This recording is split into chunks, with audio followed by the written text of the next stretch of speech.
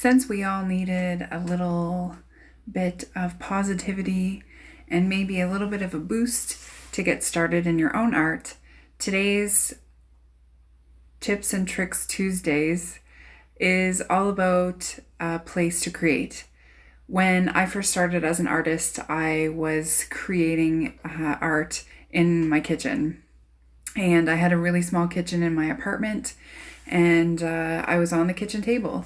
And one of the things I did is I went to the dollar store and I got the art supplies that I thought I needed. And at that time, I wasn't, concerned with quality, or I was just concerned with like really getting into it. And so my tip and trick today is really make sure that you allow yourself to take up, and your art to take up some space.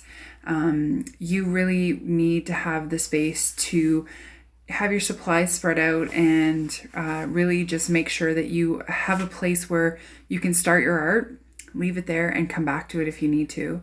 So my first tip is to ensure that you have your own space.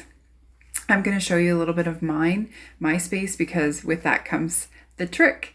The trick to having your own space is making sure that you also utilize it as much as you can. So I have a small apartment and the space is very tiny. And so I had to create a space that with what I had. And from that, that's how I set myself up for success. So I just want to kind of show you what that looks like right now. So like I said, I started off with dollar store supplies. So even just starting there, it's a great start. I mean, look at where you can see where I've come from. And I'll show you my dollar store supplies. So let me show you. So I have an easel. I have a big easel. Thanks, shout out to Kate for giving this to me. This is collapsible. Couple pieces of my artwork there that are for sale. But the space that I use is this really old sewing table, and it has everything that I need on it and everything within reach when I am painting. I usually sit in a chair, and these are some of the supplies that I have. So I have lots of different sizes of paintbrush, and my mediums are close within hand. I have some cleaning solution for using oils, which I don't really use a lot, but I do have some oil paints. So I had to have cleaner. Some water for spraying my board, and then all of my lovely paints. Now, I started out with these from the dollar store. These are, these ones from the dollar store, and I still use them to today. They're not quality, but they work in a pinch. The other thing that is really important, and this is my second tip for today, is to make sure that you have enough jars for cleaning your brushes. It's really important when you're painting that you have the right tools, whether it's paint, whether it's the brushes that you have, or the tools to clean your brushes. So I use these three. So this is the water that I use to dip my paint, to dilute my paint.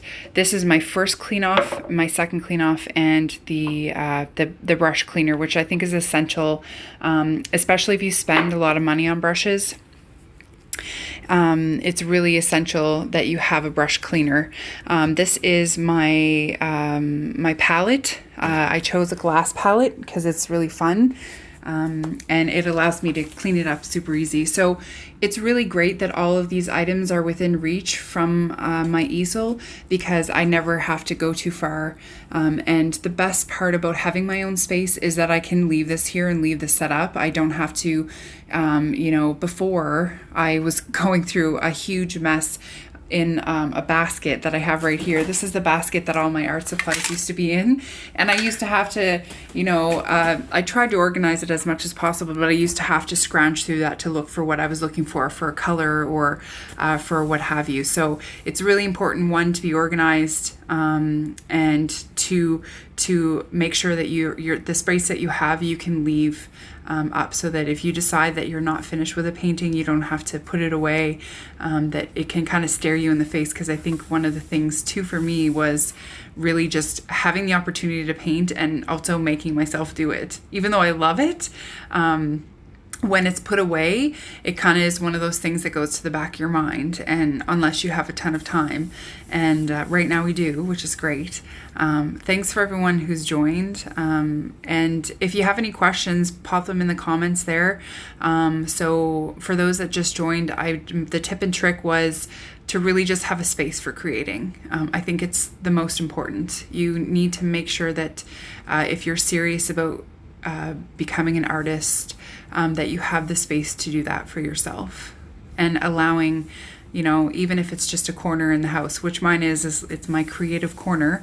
I don't just have paint here, but it's my creative corner, and it's really fun way to keep things organized and remind myself that I enjoy being creative. So anyway, I am going to have a tip and trick every Tuesday, so please continue to support me, and I do appreciate those 3 people. I don't know who you are because I am still pretty new at doing these lives, so I really appreciate you being on today and sticking with it, and hopefully I'll see you in future lives as well. Thanks again for your support, and I'll talk to you soon. Take care, guys.